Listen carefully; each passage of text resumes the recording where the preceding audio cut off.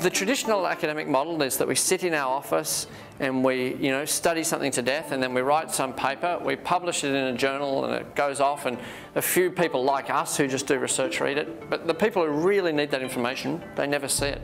And the great thing about music is it's actually provided a tool, a common language that everyone can use. So all of the science, myself and all of the people in my team have worked on over the last 10 years, is here sitting on someone's computer, and they can just tap a few buttons and use that to design the systems that they need to build. Bioretention is just really a fancy word for filtering water through soil and allowing it to go back into the groundwater and then slowly soak its way back into the river in a nice kind of filtered way. And infiltration, of course, is the same thing. And really what motivated me to work on those areas is that anywhere where you find urbanisation, the streams are degraded, very low biodiversity.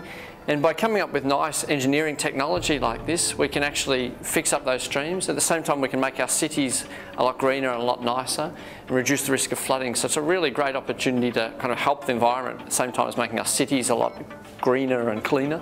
If we start implementing bioretention and infiltration right across the urban landscape as part of all urban development, we'll actually see that we can have very healthy aquatic ecosystems even with urbanisation. And so that means for your kids, for my kids, when they wander down to the streams, they'll be able to see platypus, or they'll be able to see fish or frogs. So they'll be able to see all the things that are really important from a biodiversity point of view. I think that there's more we can do in terms of developing music and developing the research around it, and in particular the integration of stormwater harvesting with the sort of stormwater quality management is a great opportunity for us to both help the environment, which is I suppose a primary motivation for me, but also start to provide a new water resource for people who live in cities. So if we look in Brisbane, for example, there is as much stormwater that comes off the city every year as the total demand for water in Brisbane. We always focus on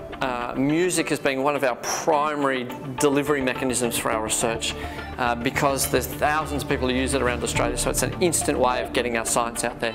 But having said that, people need more than just the model. Once they've said, oh, I'm going to build a bioretention system, then they need to do a little bit of design about the size and how to fit it in. And for that we develop a whole range of design guidelines that we publish on our websites. So it's really that combination of tools that allows us to really facilitate widespread adoption.